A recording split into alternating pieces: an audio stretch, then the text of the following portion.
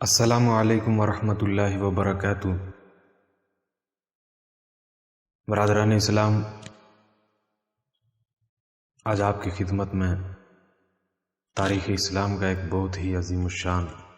بہت ہی دلچسپ واقعہ عرض کرنے جا رہا ہوں۔ آگے بڑھنے سے پہلے آپ سے استدعا ہوگی کہ اگر آپ نے ابھی تک ہمارے اس چینل کو سبسکرائب نہیں کیا ہے تو سبسکرائب کر لیجئے اور ساتھ میں دیے گئے گھنٹی کے آئیکن کو بھی پریس کر دیجئے تاکہ اس سلسلے کی اہم ویڈیوز کے نوٹیفیکیشن آپ کو بر وقت مل سکے۔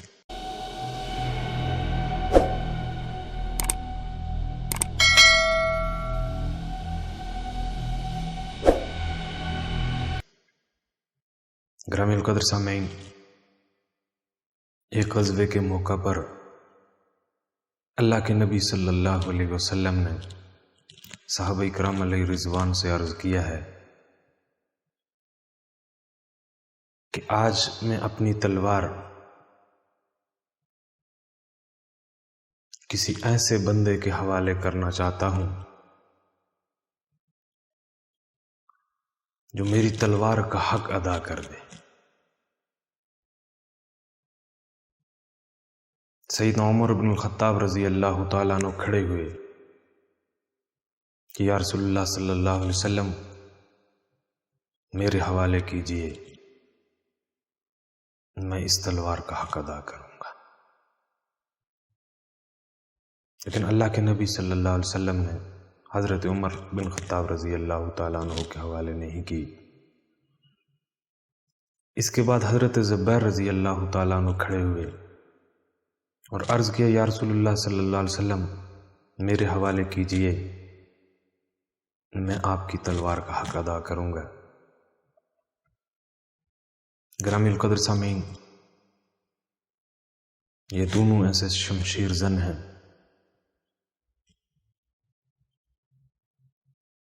کہ اس فن میں ان دونوں کی ہمسری شاید ہی کوئی دوسرا کر سکتا ہو، لیکن اللہ کے نبی صلی اللہ علیہ وسلم نے حضرت زبیر رضی اللہ تعالیٰ عنہ کے حوالے بھی نہیں کی۔ تیسرے پر سیدنا ابو دجانہ رضی اللہ تعالیٰ عنہ کھڑے ہوئے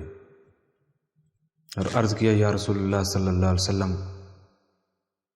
آپ کی اس تلوار کا حق میں ادا کروں گا۔ اللہ کے نبی صلی اللہ علیہ وسلم نے اپنی تلوار سیدنا ابو دجانہ رضی اللہ تعالیٰ عنہ کے حوالے کر دی۔ سامعین گرامی القدر، حضرت زبیر رضی اللہ تعالیٰ عنہ فرماتے ہیں کہ میرے دماغ کے اندر اس بات کا اشتیاق تھا کہ آخر ابو دجانہ رضی اللہ تعالیٰ عنہ کو تلوار دینے کی حکمت کیا ہے۔ فرمایا جب میدان کارزار گرم ہوا، مسلمانوں اور کفار کی فوج کے درمیان جب رن پڑا تو میں اس تعاقب میں رہا کہ میں دیکھوں کہ ابو دجانہ رضی اللہ تعالیٰ عنہ اس تلوار کا حق کیسے ادا کرتے ہیں۔ گرامی القدر سامعین، حضرت زبیر رضی اللہ تعالیٰ عنہ فرماتے ہیں کہ جب ابو دجانہ رضی اللہ تعالیٰ عنہ میدان عمل میں اترے ہیں تو ابتدائی مراحل میں سیدنا ابو دجانہ رضی اللہ تعالیٰ عنہ نے کفار کی خوب درگت بنائی ہے، لیکن تھوڑی دیر کے بعد ایک ایسا منظر پیش آیا کہ کفار کی طرف سے ان کا ایک مایہ ناز شمشیر زن، ایک مایہ ناز پہلوان کہ جو عرب کی تاریخ میں اپنی ایک منفرد حیثیت رکھتا تھا، وہ مقابلے پہ آیا۔ اور ایسا سما باندھا ہے جب نبی دو عالم صلی اللہ علیہ وسلم کا یہ شعر عالم کفر کے اس پہلوان کے مد مقابل آیا ہے تو ان دونوں کے درمیان ایسا مقابلہ ہوا ہے کہ دونوں لشکروں کی دوسری جو ٹولیاں آپس میں لڑ رہی تھیں، جب ان دونوں کا رن پڑا تو وہ بھی رک گئے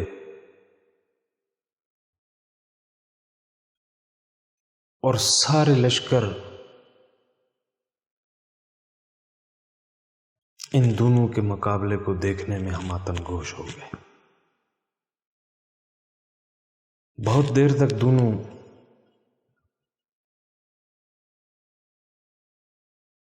اپنے گر ایک دوسرے پر استعمال کرتے رہے،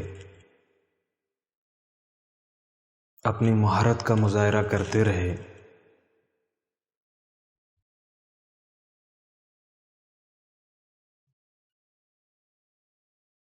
لیکن پھر حضرت زبیر فرماتے ہیں کہ ایسا ہوا کہ مقابل فوج کے اس پہلوان نے وار کیا ہے اور حضرت ابو دجانہ رضی اللہ تعالیٰ عنہ زخمی۔ مقابلہ دید نہیں تھا۔ فرمایا جب ابو دجانہ رضی اللہ تعالیٰ عنہ زخمی ہوئے ہیں تو اس کی مثال یہ ہے کہ جب شیر زخمی ہو جاتا ہے تو اور زیادہ خطرناک ہو جاتا ہے۔ اب پلٹ کر جب سیدنا ابو دجانہ رضی اللہ تعالیٰ عنہ نے اس پہلوان پہ وار کی ہے تو اتنا زبردست وار کیا ہے کہ مد مقابل اس پہلوان کے سر پہ جو خود لگا ہوا تھا لوہے کا، سیدنا ابو دجانہ رضی اللہ تعالیٰ عنہ کی تلوار اس کے اس لوہے کے خود کو چیرتی ہوئی اس کی ناف تک چلی گئی۔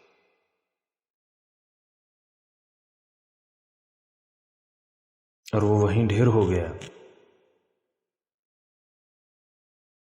گرامی القدر سامعین، حضرت زبیر رضی اللہ تعالیٰ عنہ فرماتے ہیں مارکا دوبارہ شروع ہوا، پھر دونوں لشکروں کی ٹولیاں آپس میں گتھم گتھا ہوئیں تو حضرت ابو دجانہ رضی اللہ تعالیٰ عنہ نے جو رخ لیا ہے اپنی اس سمت پر سے عالم کفر کے اس لشکر کو کاٹتے ہوئے اس مقام پر پہنچ گئے ہیں کہ جہاں پر عالم کفر کی خواتین کھڑی تھیں اور وہ اپنے لشکر کے حوصلے بڑھا رہی تھیں، اشعار پڑھ رہی تھیں،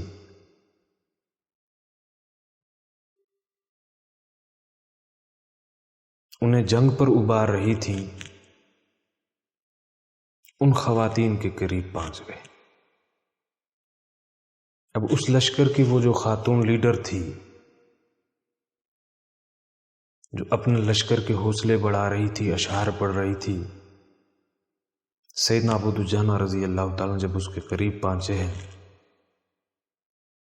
تو اس نے چیخنا چلانا شروع کر دیا، اپنے لشکر کو مدد کے لیے پکارنا شروع کر دیا۔ حضرت زبیر فرماتے ہیں کہ لیکن تھی وہ حضرت ابو دجانہ رضی اللہ تعالیٰ عنہ کے بالکل نرغے میں تھی۔ حضرت ابو دجانہ رضی اللہ تعالیٰ عنہ نے اپنی تلوار سیدھی کی اور جب اس کی چیخ و پکار اور اس کی فریاد کو سنا تو اسے قتل کرنے کے بجائے چھوڑ دیا۔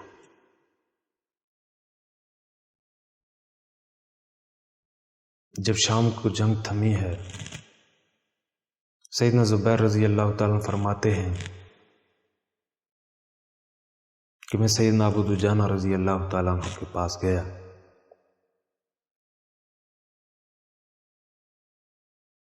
ان کی تعریف و توصیف کی،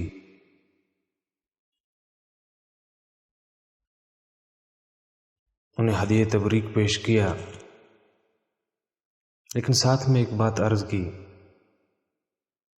کہ واقعی آپ نے آج نبی دو عالم صلی اللہ علیہ وسلم کی تلوار کا حق ادا کیا ہے، لیکن صرف میرے لیے آج ایک دکھدے بات یہ ہے کہ جب آپ وہ کفار کو لڑائی پر ابارنے والی خاتون کے پاس گئے اور وہ آپ کی ریچ میں بھی تھی، تو آپ نے اسے قتل کیوں نہیں کیا؟ اس بات کو چھوڑ کر باقی میں واقعی یہ کہنے پہ مجبور ہوں کہ آپ نے نبی دو عالم صلی اللہ علیہ وسلم کی تلوار کا حق ادا کیا ہے۔ ابو دجانہ رضی اللہ تعالیٰ عنہ نے جواب دیا، فرمایا میں نے اسی لیے چھوڑا ہے کہ آج میرے ہاتھ میں اپنی تلوار نہیں، نبی دو عالم صلی اللہ علیہ وسلم کی تلوار تھی، اور میرے ضمیر نے مجھے اجازت نہیں دی ہے کہ میں نبی دو عالم صلی اللہ علیہ وسلم کی تلوار سے ایک خاتون کو قتل کر دوں۔ علماء محدثین اس بات پر اتفاق کرتے ہیں کہ نبی دو عالم صلی اللہ علیہ وسلم کی تلوار کا اصل حق یہی تھا کہ یہ کسی کمزور پر، کسی عورت پر نہ اٹھے، اور یہی حق سیدنا ابو دجانہ رضی اللہ تعالیٰ عنہ نے ادا کیا ہے۔ گرامی القدر سامعین، اللہ رب العزت ہمیں بھی صحابہ اکرام علیہ رضوان والا جذبہ نصیب فرمائے، ان کے غلامی اور طاعت کا جذبہ نصیب فرمائے، ان کی نکالی کرنے کی توفیق عطا فرمائے۔ ملتے ہیں اگلی ویڈیو میں ایک نئے موضوع کے ساتھ، تب تک اجازت دیجیے۔ اگر ابھی تک ہمارے اس چینل کو سبسکرائب نہیں کیا ہے، سبسکرائب بھی کر لیجیے اور ساتھ میں لیجیے بلکہ آئیکن کو بھی پریس کر دیجیے تاکہ آپ کو ہمارے اس سلسلے کی ویڈیوز کی نوٹیفیکیشن بر وقت مل سکیں۔ اجازت دیجیے، فی امان اللہ، السلام علیکم۔